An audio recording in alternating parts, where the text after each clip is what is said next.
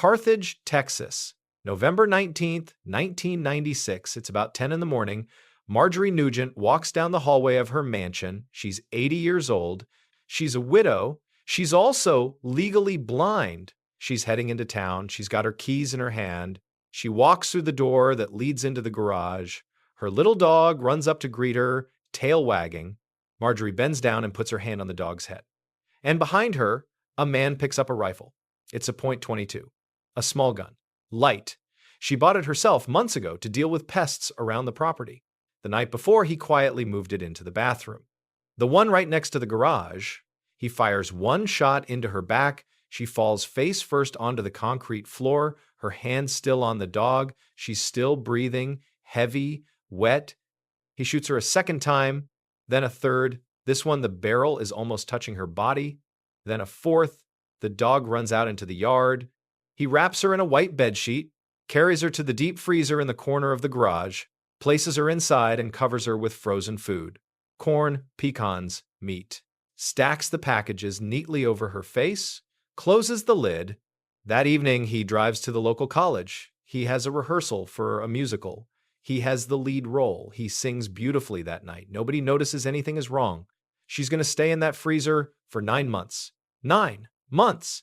And when her own family finally comes looking for her, the entire town of Carthage is going to be on his side, not hers.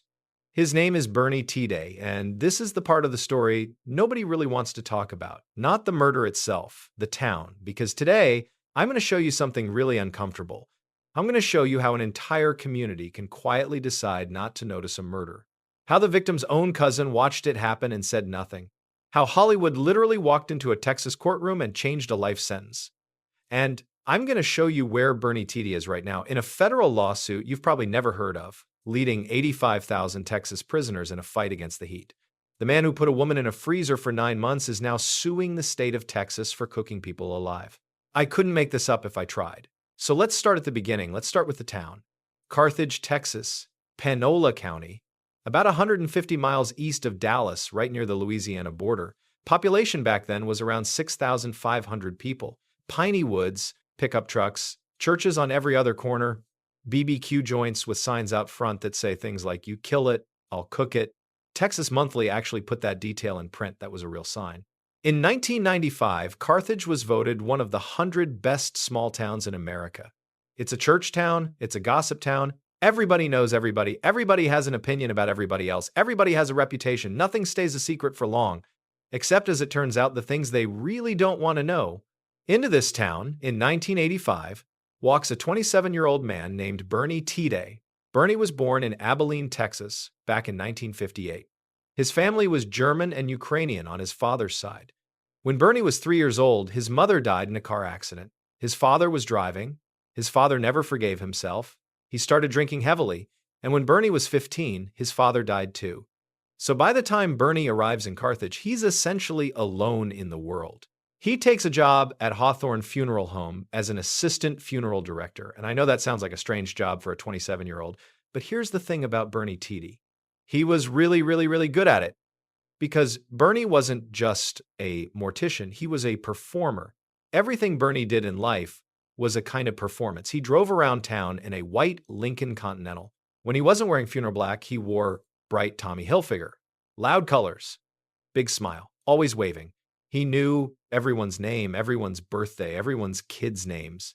At First United Methodist Church on South Shelby Street, Bernie was the tenor soloist in the choir. He taught Sunday school.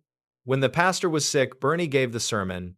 He didn't just attend church, he basically ran the church. And there was one song in particular that Bernie was famous for, a song people in Carthage would actually request him to sing, a song he performed at funerals, at weddings, at Sunday services.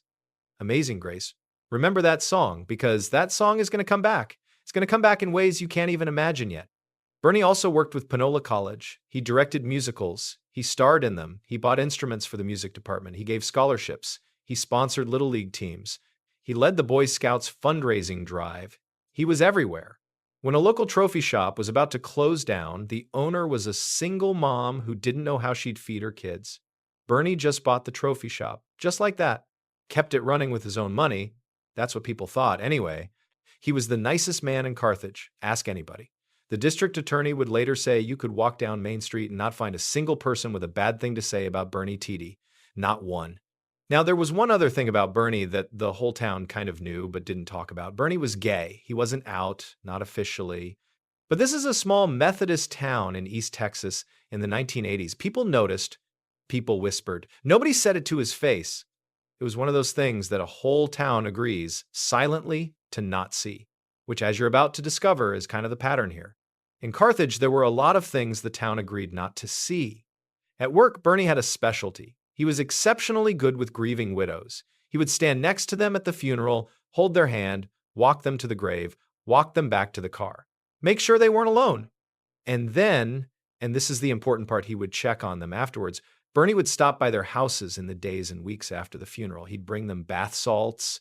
He'd bring them cupcakes. He'd ask if they were eating. He'd ask if they were sleeping. He'd just be there.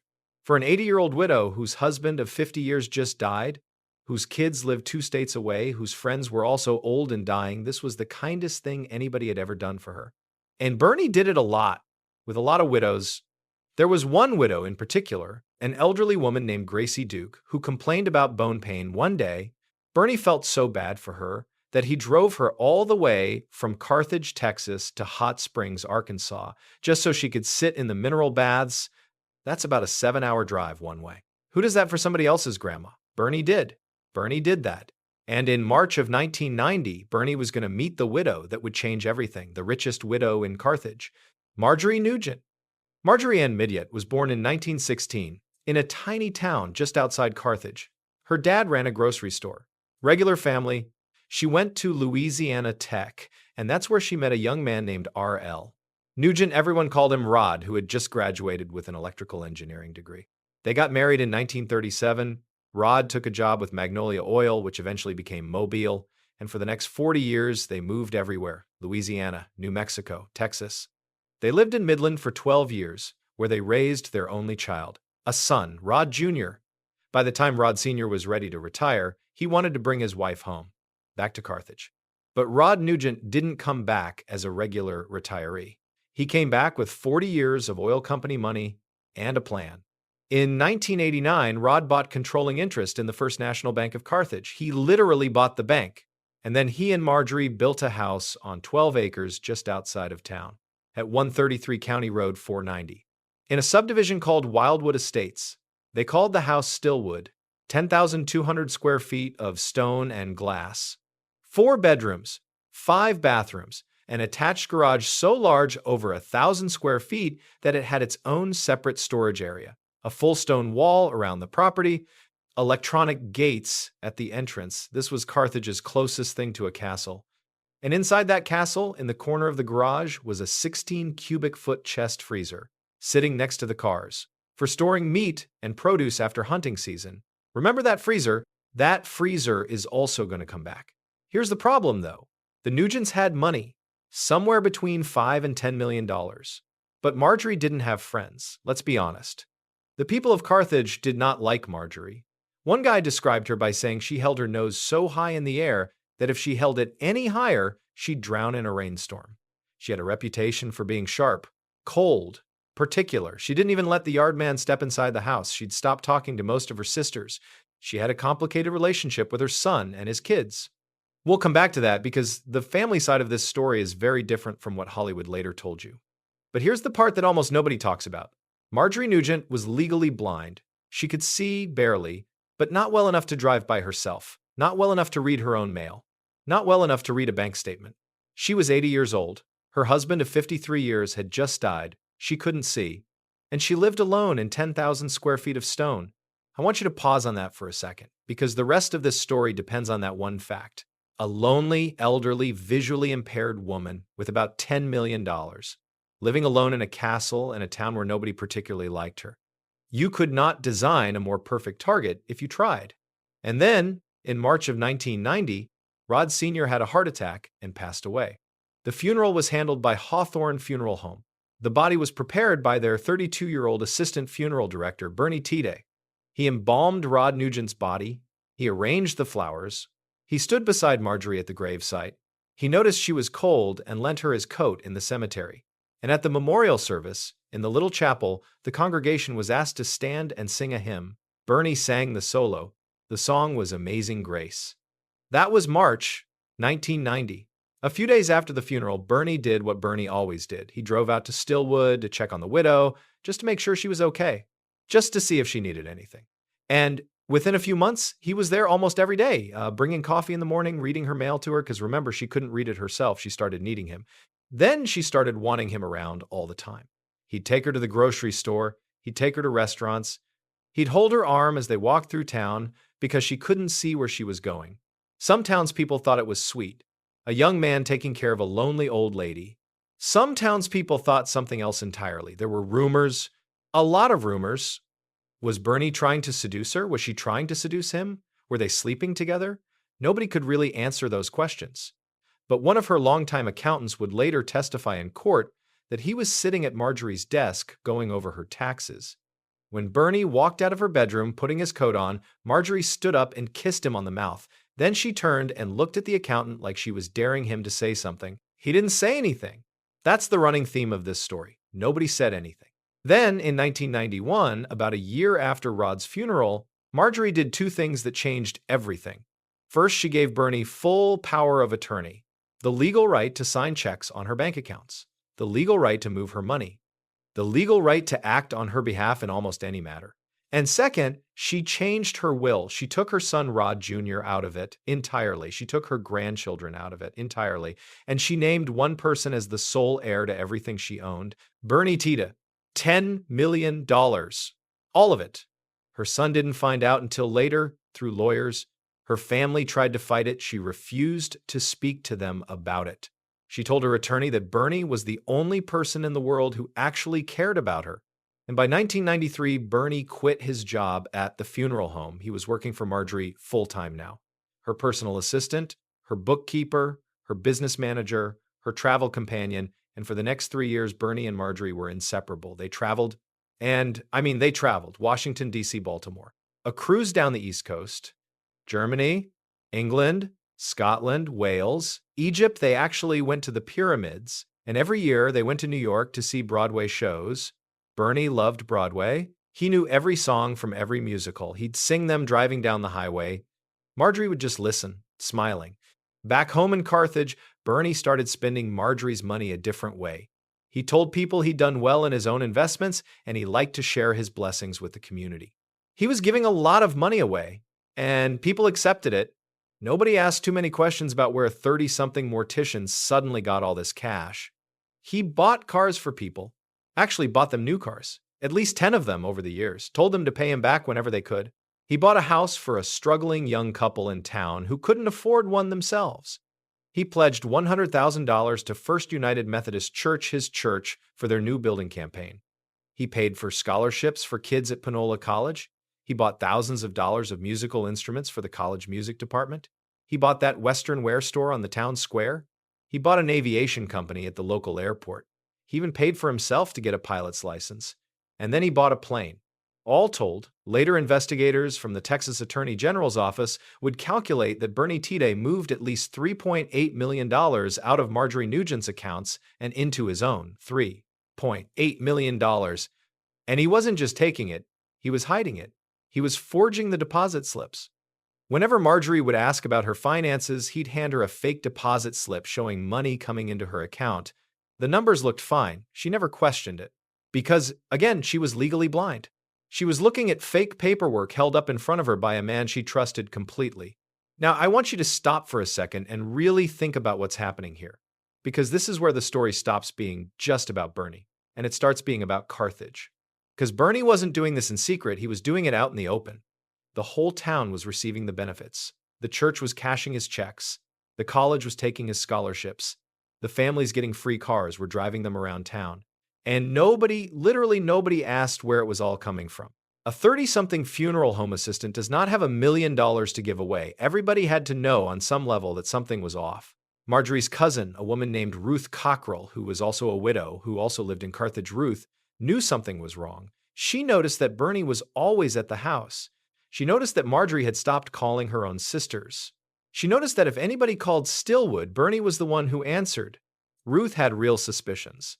But Ruth also lived in Carthage. And years later, Ruth told a reporter from Texas Monthly something that I want you to really hear. This is a direct quote from Marjorie's own cousin. This is her explaining why she stayed silent while her cousin was slowly disappearing from her own life. She said, quote, "I was worried something had happened to her, but I didn't know who to talk to about it. Bernie was so beloved in Carthage that if I suggested he had done anything wrong, I would have been laughed out of town." End quote. I want you to read that one more time. Read it slowly. A woman's own cousin had a bad feeling about the man controlling her family member, and she didn't say anything because the town, this small, Methodist, nicest town in America town, would not have believed her. That right there is how you end up with a body in a freezer for 9 months. Not because nobody saw anything, not because nobody noticed anything, but because the people who did notice had already learned to keep quiet, because the price of speaking up was higher than the price of staying silent. And that silence had a price too. Marjorie Nugent paid it. She was about to pay it with her life, because by the fall of 1996, something between Bernie and Marjorie was breaking. And only one of them was going to walk out of that garage alive. Because by the fall of 1996, according to Bernie, Marjorie had changed. She was more demanding, more controlling. She wanted to know where he was every minute of the day. If he went to get groceries, she wanted to know how long it took. If he visited another friend, she'd grill him about it when he got home. Bernie later told police that Marjorie had become, quote, very hateful and very possessive. He said she criticized everything he did. She cut him off from his old friends. She made him feel small, like he couldn't breathe. Now, I want to stop here because this is really important. This is Bernie's version of events. This is what his defense team would build their whole case on 20 years later. That Marjorie was an abuser. That Bernie was a battered companion. That he snapped. But Marjorie's family tells a completely different story. Her granddaughter, Shanna Nugent, who is a lawyer in Dallas, has been fighting for 2 decades to set the record straight. She says her grandmother was a kind woman. She says Marjorie loved her family. She says the estrangement from Rod Jr. and the grandchildren wasn't because Marjorie was mean. It was because Bernie was systematically isolating Marjorie from everyone who might notice what he was doing with her money. That's what Rod Jr. testified, on the record. He said, Bernie systematically estranged my mother from all these people, one at a time. The family wasn't the problem. Bernie was the problem. And here's something else that basically destroys the Hollywood version. In the months before the murder, Marjorie was making moves. She was taking steps. In May of 1996, she filed a petition in court to remove one of Bernie's hand-picked trustees from her trust. She was transitioning control of her accounts to Longview Bank and trust a real institutional bank, not Bernie. On October 23rd, 1996, less than a month before she died, a banker drove out to Stillwood to meet with her and finalize the transfer. Bernie met him at the door. Bernie told him that Marjorie was, quote, indisposed. She couldn't come to the meeting. The banker left without seeing her. 27 days later, Marjorie was dead. So when Bernie tells you that Marjorie was the abuser, and he just snapped, think about the timing, Marjorie was about to take her money out of Bernie's control. She'd been setting it up for 6 months. The clock was running out. Even more damning, Bernie himself, in his own written confession to the Texas Ranger who arrested him, said this, quote, I had thoughts of hitting Marjorie in the head with a bat or anything for a couple of months prior to November 19th, 1996, but I did not want her to suffer, end quote. For a couple of months prior, not a moment of sudden passion, not a dissociative episode, 2 months of planning, 2 months of thinking about it, 2 months of figuring out how to do it in a way that wouldn't make her suffer, because apparently that was his main concern, not whether to kill her, but how. And the night before he killed her, he did one thing that proves it was premeditated. This is from his own confession. Marjorie kept the rifle in a closet, the same rifle she'd asked Bernie to buy to deal with rats and squirrels on the property. It lived in the freezer closet near the kitchen. The night of November 18th, Bernie moved the rifle. He took it out of the closet and he placed it in the bathroom right next to the garage. Why does that matter? Because that's the bathroom you walk past on your way from the kitchen to the cars. It's the last room before you go into the garage. He moved the weapon to the last possible ambush point. He prepositioned it, like you would if you were planning to kill somebody while they were going out to their car, which is exactly what happened. So let's go back to that morning. November 19th, 1996, Marjorie is 80 years old. She wakes up, she gets dressed, she's planning on going into town, maybe to the bank, maybe to the hairdresser. She walks down the long hallway of Stillwood. She opens the door to the garage. Her little dog, she loves this dog, runs up to her. She bends down to pet it. Maybe she says something sweet to it. Maybe, hi, baby, or good morning, sweetie. It's the last thing she ever says to anyone, because Bernie is walking up behind her with the rifle. One shot in the back, she goes down face first. She's still breathing, loud, ragged. He shoots her again. Then a third time, and the forensics later show that this shot was at near contact range. The barrel was almost touching her body. Then a fourth. The dog runs off. Bernie just stands there for a minute by his own account. He later described feeling like he was floating, like he wasn't really there, like it was somebody else doing it. His defense would later call this a dissociative episode, a psychological break. Whatever it was, it didn't last long, because what he did next required focus. He went back inside the house. He got a clean white bed sheet. He came back to the garage. He wrapped Marjorie's body carefully in the sheet. Not messily, carefully, like he was preparing a body for a funeral.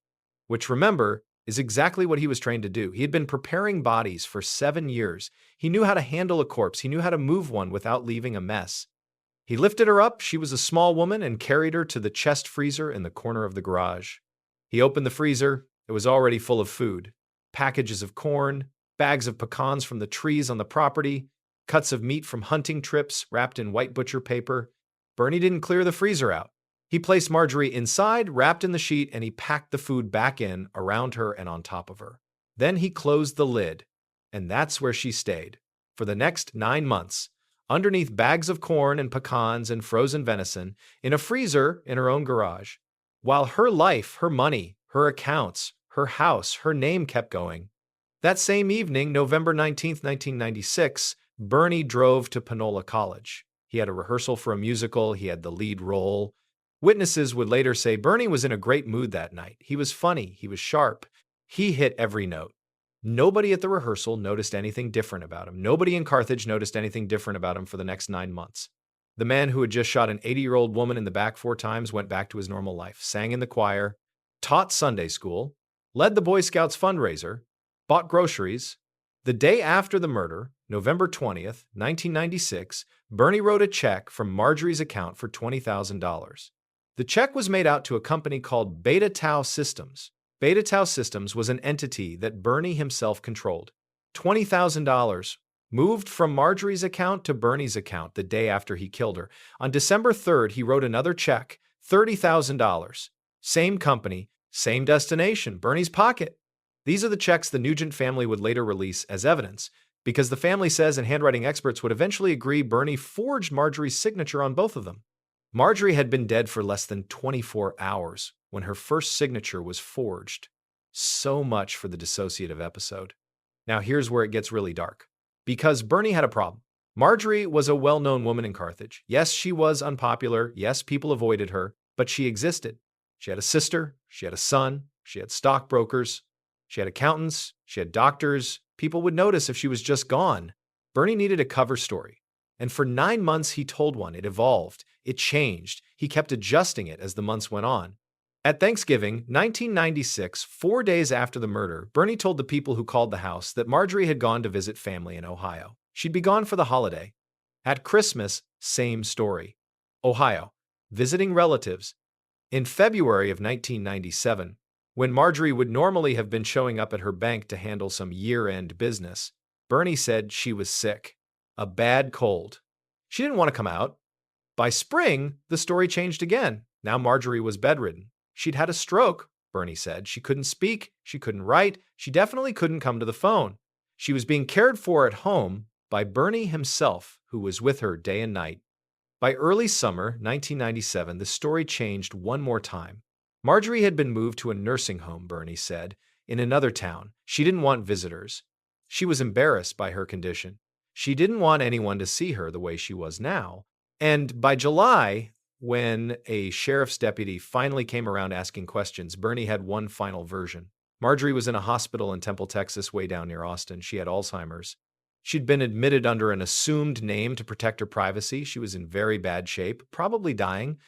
Every one of these stories was a lie. Every single word, all 9 months of them. And the thing is, most of Carthage believed him, or at least they accepted the stories, because why would they not? Bernie was Bernie. Bernie wouldn't lie. Bernie was the nicest man in town. During those 9 months, Bernie kept singing Amazing Grace as a solo in the choir. He kept teaching Sunday school. He kept giving money away. He pledged the $100,000 to the church building fund. He bought more cars for more people. He lived Marjorie's life for her. And here's the detail that really gets me. Every Sunday, Bernie went to First United Methodist Church. And every Sunday, in the same pew sat Ruth Cockrell, Marjorie's cousin. Bernie would sing the solo, and then at the coffee hour afterwards, he'd come up to Ruth smiling, and she'd ask him every single time, "How's Marjorie?" And Bernie would tell her a lie, a different lie each week, depending on which version of the cover story he was running that month. And Ruth would nod, and she'd be worried, but she wouldn't push, because she couldn't push, because if she pushed, the town would turn on her. That's the part I can't get past. An 80-year-old woman is lying in a freezer 12 miles away, frozen solid under bags of corn. Her cousin is sitting in a church pew, suspecting that something has happened and unable to say anything. And the man who killed her is singing Amazing Grace from the front of the chapel. Now, while Bernie was playing the grieving caretaker role in Carthage, something important was happening in Amarillo, Texas. That's where Rod Jr., Marjorie's only son, lived. He was a pathologist. He had 3 daughters, Shanna, Alexandria, and Susan. Rod Jr. and his family hadn't been on great terms with Marjorie. That part of the Hollywood version was actually true. There was an estrangement. But the estrangement was more recent than Bernie claimed. And Rod Jr. had been trying through lawyers to get some legal oversight of his mother's finances for a couple of years. He was worried about her. By summer of 1997, Rod Jr. couldn't get his mom on the phone at all. He called Stillwood. Bernie answered. He called Marjorie's sisters. They hadn't talked to her in months. He called the bank. They said they hadn't seen her in over a year. Nobody had actually physically seen Marjorie Nugent alive since the previous fall. Rod Jr. did something that, in retrospect, saved this entire case from becoming a cold file. He got himself appointed as his mother's legal guardian by a court in Amarillo. And then he drove from Amarillo, that's about 8 hours across Texas, to Carthage, with his daughters, with a locksmith. On August 18, 1997, Rod Jr. pulled up to Stillwood with a court order and a sheriff's deputy. Bernie wasn't home. The locksmith opened the gate. They opened the front door. They walked into the house Rod Jr. had grown up visiting, where his mother should have been. The house was clean, eerily clean, like a museum, like nobody had actually been living in it. Rod's daughter, Alexandria, one of the granddaughters Bernie had completely written out of Marjorie's life, walked through the kitchen. And for reasons she still can't explain, she went straight to a particular door. The pantry freezer, in the garage.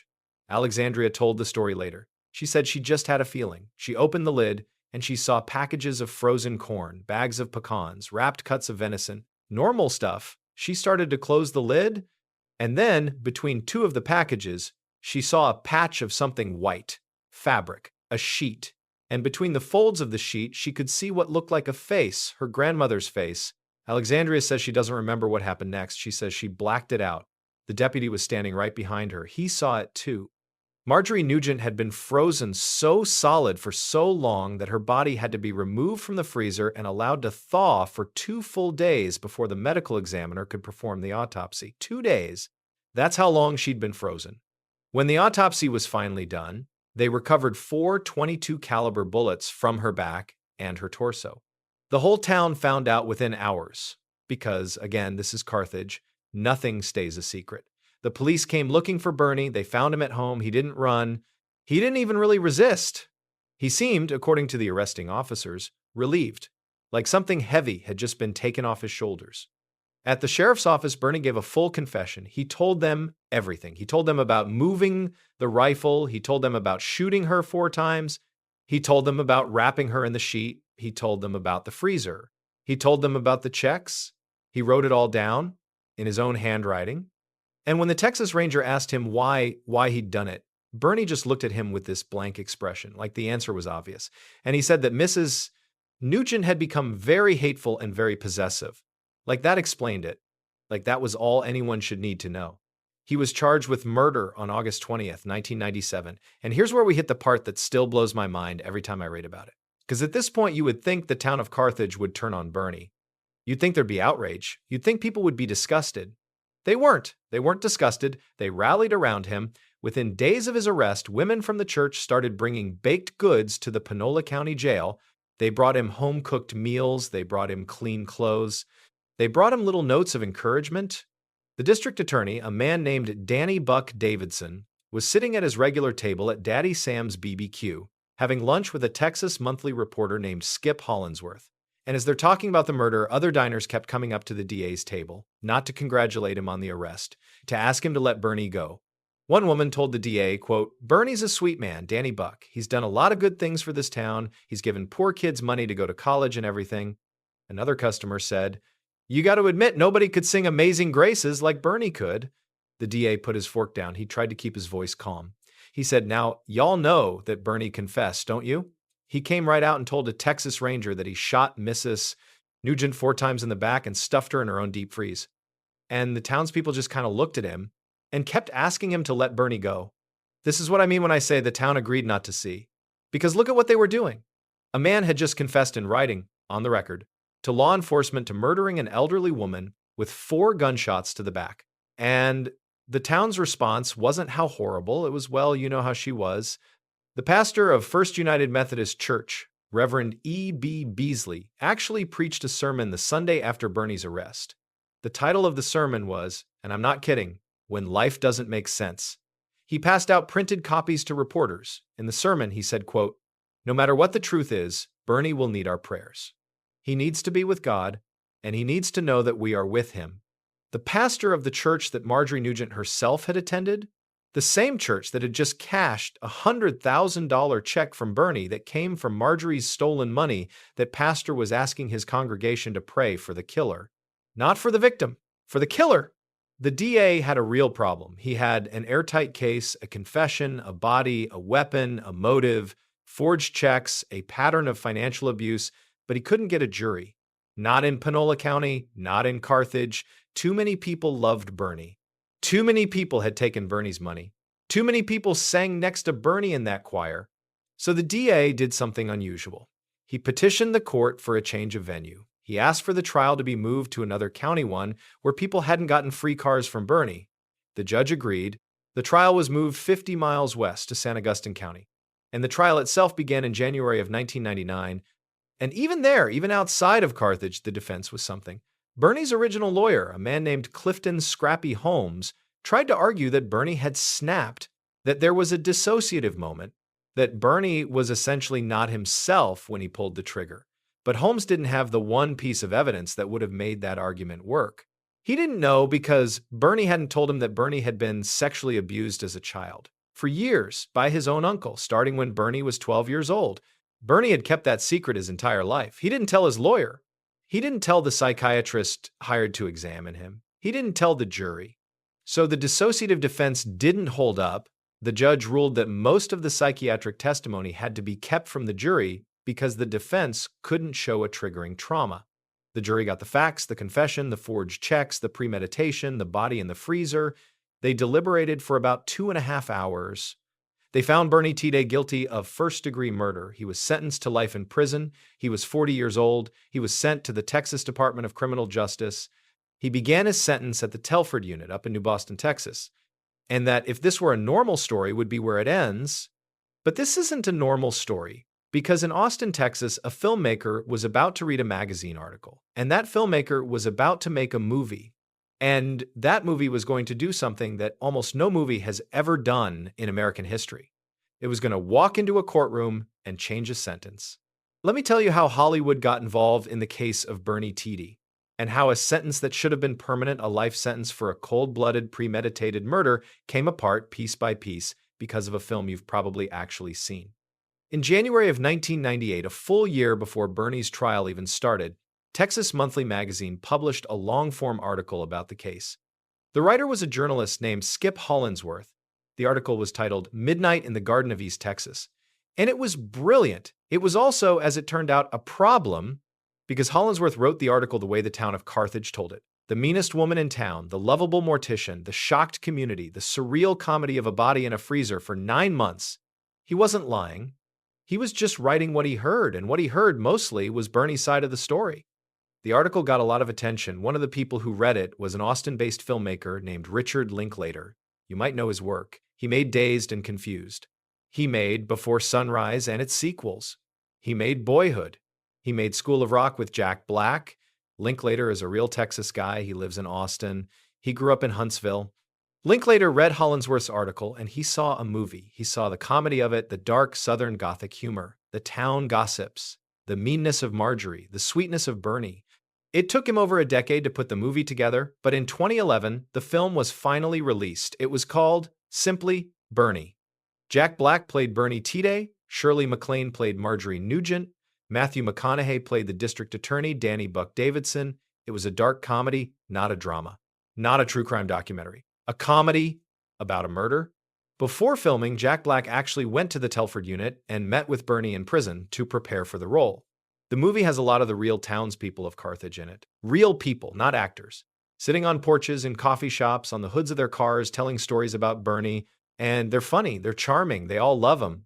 None of them say anything bad about him. The movie structurally could not tell the Nugent family's side of the story. It just wasn't the story Linklater was telling. Marjorie's granddaughter Shanna later said, and this is a direct quote, "The movie made a joke out of my grandmother's murder, which I find disgusting." She said the film portrayed Marjorie as a caricature, a mean old lady you were supposed to kind of want dead. She said it was, quote, "the most successful blame the victim campaign I have ever seen in my entire life." But the movie came and went. It was well reviewed. It made decent money. Jack Black got nominated for a Golden Globe, and then it was out on DVD, on streaming, in film studies classes. And one of the people who watched it was a defense attorney in Austin named Jodi Cole. Jodi Cole was about to blow this whole case wide open. Jodi Cole saw Bernie at a screening of the movie that Linklater hosted in Austin. She became curious. She told Linklater she wanted to read the trial transcripts. She said there had to be an explanation for why a man with no history of violence, a man who was a known gentle, community-oriented, deeply religious person, would suddenly execute an elderly woman in cold blood. People don't just snap for no reason. Cole started reading and digging, and she started visiting Bernie in prison. And she noticed something in the evidence inventory from Bernie's original arrest. When the police had searched Bernie's house in 1997, they'd cataloged every item they'd seized. Among those items, sitting in an evidence locker for over a decade, were 4 self-help books. 4 books, all on the same subject, surviving childhood sexual abuse. Cole looked at that list and had a hunch, so she started asking Bernie questions, direct questions, uncomfortable questions, and at first, Bernie denied it. He'd kept this secret his whole life. He'd hidden it through 2 years of trial. He wasn't going to just hand it over. But Cole kept coming back, and after many months of interviews with Cole, and with a clinical psychiatrist named Noel Bush Armendariz, Bernie finally broke. He told them when he was 12 years old, Bernie was sexually abused by his own uncle, a man named Elmer Doucette. The abuse continued for years throughout Bernie's adolescence. Bernie had never told anybody, not his sister, not his original defense lawyer, not the psychiatrist hired to evaluate him in 1999.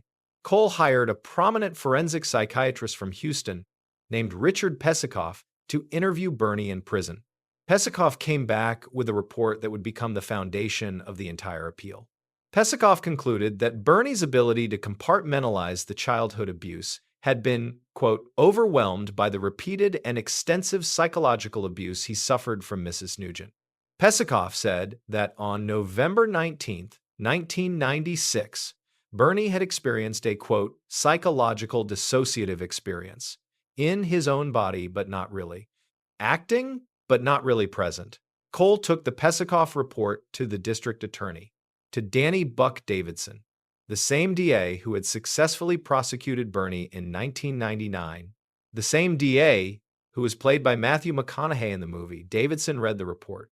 And Davidson did something remarkable. He agreed to have his own expert re-examine Bernie. The state psychiatrist was a man named Edward Grippon. Grippon had examined Bernie before. He had testified against him in 1999. But now, knowing about the childhood abuse, Grippon went back to the prison and interviewed Bernie again. And Grippon, the state's own psychiatrist, who helped send Bernie to prison for life, changed his mind. Grippon now agreed that Bernie had likely experienced a dissociative episode. Grippon told the court, quote, "You have a unique and unusual event that occurred. I don't think he's a future danger, as best we can assess that." With his own expert agreeing with the defense, the DA was left with essentially no choice. He had to agree to a sentence reduction. In Texas law, a murder committed in sudden passion carries a maximum sentence of 20 years, not life.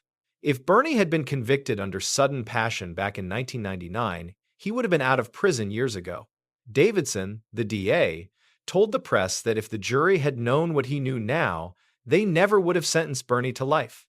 On May 6, 2014, Bernie Tiede, who had served 16 years and 9 months of a life sentence, walked into the Panola County Courthouse in Carthage for a habeas corpus hearing. Judge Diane DeVasto set aside his original life sentence. She released him on a $10,000 personal bond pending a full resentencing hearing.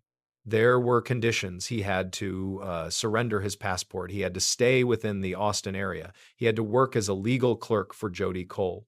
He had to attend weekly therapy. He had to have no contact with the Nugent family. He couldn't possess a firearm. And one more condition, which was frankly the weirdest condition of the whole thing, Bernie had to live with Richard Linklater, the filmmaker, the man who made the movie about him. Linklater had testified in the hearing on Bernie's behalf, saying he'd been impressed with Bernie when he visited him in prison. He said that he and his family would be willing to house Bernie in a garage apartment on his property in Austin. The judge said yes. I want you to take a second with that. An internationally recognized film director made a movie about a convicted murderer. The movie was watched by a young attorney. That attorney dug into the case. She found new evidence. She got a life sentence overturned. And then the director took the murderer home and gave him a place to live. That is not how the American criminal justice system normally works. That afternoon, Linklater picked Bernie up from the Panola County Jail in a rented SUV. It was a 4.5-hour drive back to Austin. Bernie, 55 years old, was wearing civilian clothes for the first time since 1997. He spent the drive fiddling with an iPhone. It was to him brand new technology. When he'd gone into prison, iPhones didn't exist. They stopped at a Mexican restaurant somewhere between Carthage and Austin, and Bernie held a fork for the first time since 1997, 17 years. That's how long it had been since he'd eaten with a regular piece of silverware. He'd been eating with plastic sporks in a prison cafeteria for almost 2 decades. The Nugent family found out Bernie had been released on the radio. Rod Jr.'s wife heard it on her drive home. She called Shanna in Dallas. Shanna couldn't believe it. She was a practicing attorney herself. She knew how rare it was for a murder conviction to be reduced. She said, and I'm paraphrasing here, she said, it felt like the movie had just reached through the screen and rewritten real life.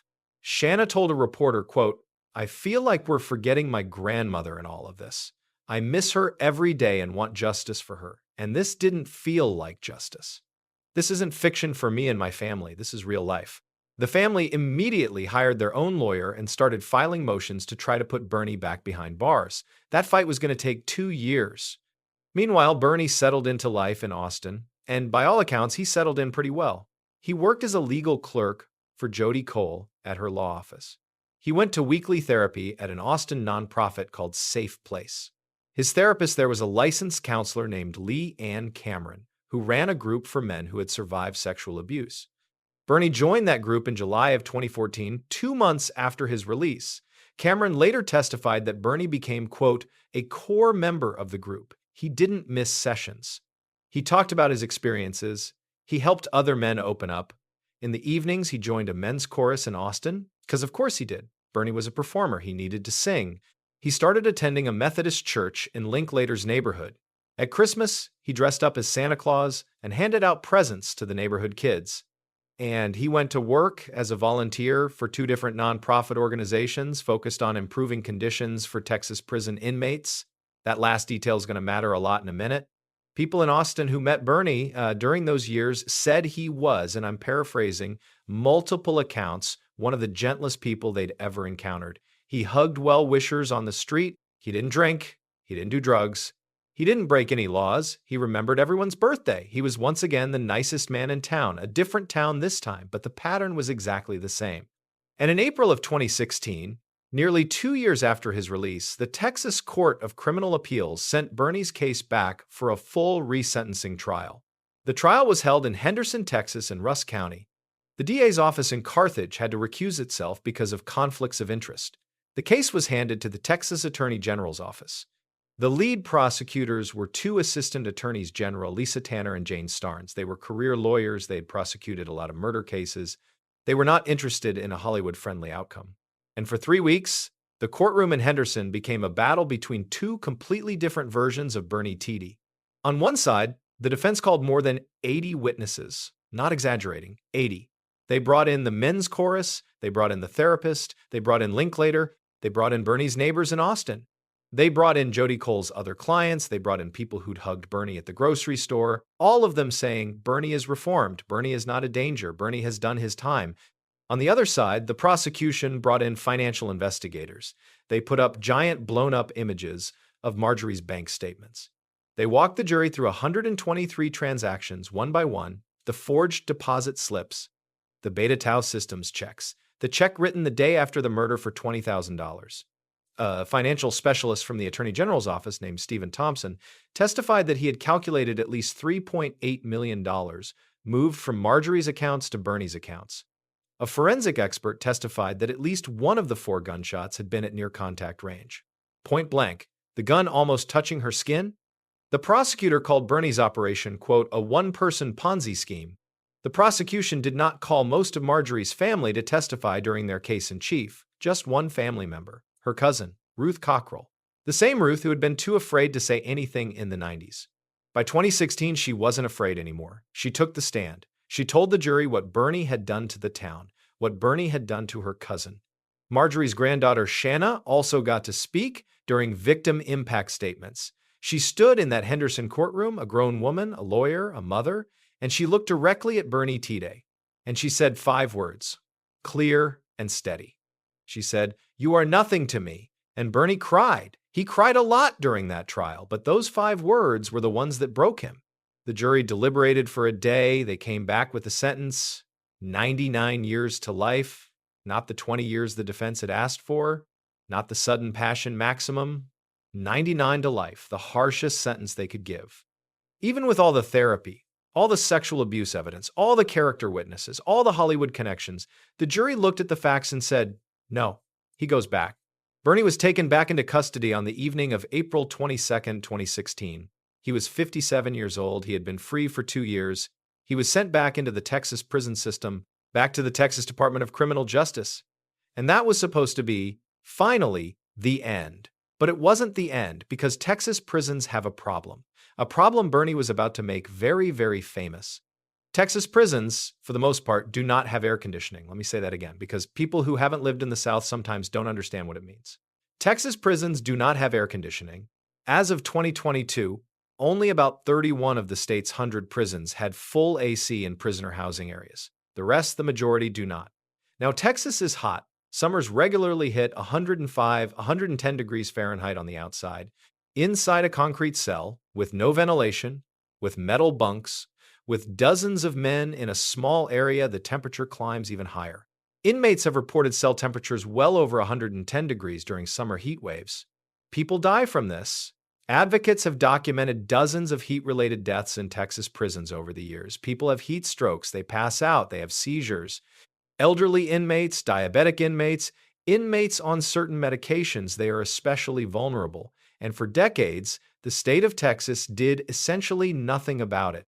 In the summer of 2023, Bernie Tiede, now 65 years old, diabetic, hypertensive, overweight, living in a non-air-conditioned cell at the Estelle Unit in Huntsville, Bernie, had a medical crisis. He couldn't walk. His face partially paralyzed. Advocates and medical experts later said it looked like a mini-stroke, a transient ischemic attack, a thanks in advance. Bernie was rushed to the emergency room. He was treated. And this is the part that gets me, then he was sent back to the exact same non-air-conditioned cell, the same 110-degree box where he'd just had a stroke. Because, according to the Texas Department of Criminal Justice, that was the policy. Linklater went to visit Bernie that summer, brought a video camera. Bernie, sweating through his shirt, looked into the camera and described what it was like. Quote, "You wake up and you're just rolling in your sweat." Linklater put the video online. The Austin American-Statesman ran the story. And on August 24, 2023, Bernie Tiede inmate number 884271 filed a federal lawsuit. The lawsuit is called Tiede versus Collier. Brian Collier was, at the time, the head of the Texas Department of Criminal Justice. The lawsuit argued that housing a 65-year-old inmate with diabetes and hypertension in a cell that regularly exceeded 110 degrees Fahrenheit was cruel and unusual punishment, a violation of the 8th Amendment of the United States Constitution. The federal judge, Robert Pittman, ordered TDCJ to move Bernie to an air-conditioned cell within 14 days, then another 30 days. And then, in the summer of 2024, the judge declined to dismiss the lawsuit entirely. Because here's what happened next, and this is the part that changes everything. In April of 2024, 4 nonprofit organizations joined Bernie's lawsuit. Texas Prisons Community Advocates, Build Up, the Coalition for Texans with Disabilities, Texas Citizens United for Rehabilitation of Errants. Together with Bernie, these groups filed an amended complaint, and the amended complaint did something huge. It expanded the lawsuit to cover every single inmate housed in a non-air-conditioned Texas prison, an estimated 85,000 people, 85,000 Texas prisoners, all now joined legally to one federal class action lawsuit. And that lawsuit, the one that started with one man in one hot cell, was originally filed by Bernie Tiede. The Texas legislature, under pressure from the lawsuit, allocated $85 million to TDCJ specifically to install air conditioning units in state prisons. That money will help roughly 10,000 inmates move into cooled facilities. It's not enough. Advocates are still pushing for full coverage. The legal fight is ongoing. In March of 2026, just a few weeks ago, as of when I'm making this, the federal trial began. Bernie Tiede versus the state of Texas. A convicted murderer who put a woman in a freezer and covered her with frozen food is now the named plaintiff in one of the most consequential prison conditions cases in modern American legal history. Think about the symmetry of that for a second. A man who froze a woman to death, essentially who trapped her body at sub-zero temperatures for 9 months, is now, 29 years later, in a courtroom, arguing that the state of Texas is cooking him alive at 110 degrees. The freezer and the oven, both in the same lifetime, both because of the same man. I don't know how to feel about that, honestly. And I've thought about it a lot because Bernie Tiede's a murderer. There's no version of this story where he isn't. The gunshots were at point-blank range. The rifle was moved the night before. The signature was forged the next day. The estate had been drained for years. It was premeditated. It was calculated. It was greed. And at the same time, 85,000 other people, most of whom are not murderers, some of whom are innocent, many of whom are old and sick and scared, have been baking in concrete boxes in the Texas summer for decades. And nobody was fighting for them, and now somebody is. And the somebody who's fighting for them is the one person in that prison system who's famous enough for Hollywood to pay attention. That's the thing that really gets me about this whole story. From the beginning to the end, from the freezer in Carthage to the cell in Huntsville, the same pattern keeps showing up. People notice things. They see things they shouldn't ignore. And most of them ignore it anyway, because it's easier, because there's a cost to speaking up. Ruth Cockrell saw. She kept quiet. The pastor knew his church had cashed Bernie's checks. He preached a sermon about prayer. The townspeople saw a man who made $30,000 a year giving away cars and houses. They accepted the cars. The state of Texas knew their prisons were killing people in the heat. They waited until somebody Hollywood cared about filed a lawsuit. That's the uncomfortable truth underneath everything. There's no bad guy hiding in the shadows in this story. There's just a lot of people looking the other way. Marjorie Nugent died in a freezer because a whole town agreed, quietly and without any conspiracy, not to notice. And 85,000 prisoners are baking today because the entire state of Texas has been agreeing quietly and without any conspiracy not to notice. Bernie Tiede is the villain of the first story. Bernie Tiede is the accidental hero of the second. And if that doesn't mess with your head, I don't know what will. Marjorie Nugent is buried at Mount Zion Cemetery in DeBerry, Texas. Her headstone reads simply, Marjorie and Rod Nugent, 1916 to 1996, next to her husband Rod. Stillwood, the house at 133 County Road 490, was sold. Eventually, it was bought by a family named Hawthorne. It was briefly featured on a Carthage Book Club Christmas home tour in 2018. You can drive past it today. The garage where Marjorie was shot is still there, so is the spot in the corner where the freezer used to sit. First United Methodist Church in Carthage at 201 South Shelby Street is still an active congregation. The new building, the one that was funded in part by that $100,000 Bernie pledged from Marjorie's stolen money, is still standing. Services are held every Sunday. The choir still sings. I don't know if anyone in that choir ever sings Amazing Grace as a solo anymore. I have to assume somebody does. Ruth Cockrell passed away some years after her testimony. Rod Nugent Jr. still lives in Amarillo. Alexandria Nugent, the granddaughter who opened the freezer, is now a grown woman with children of her own. Shanna Nugent still practices law. The family still runs the memorial website, marjorieandnugent.com, honoring their grandmother and warning other families about elder financial abuse. Jodi Cole continues to practice as a defense attorney in Austin. Richard Linklater still makes movies. Jack Black still acts. The DA, Danny Buck Davidson, retired from practice. Skip Hollandsworth wrote a follow-up piece for Texas Monthly in 2016 called Bernie in Hell, reflecting on everything that had happened since his original article. I recommend reading both. They tell two very different stories about the same man. And Bernie himself?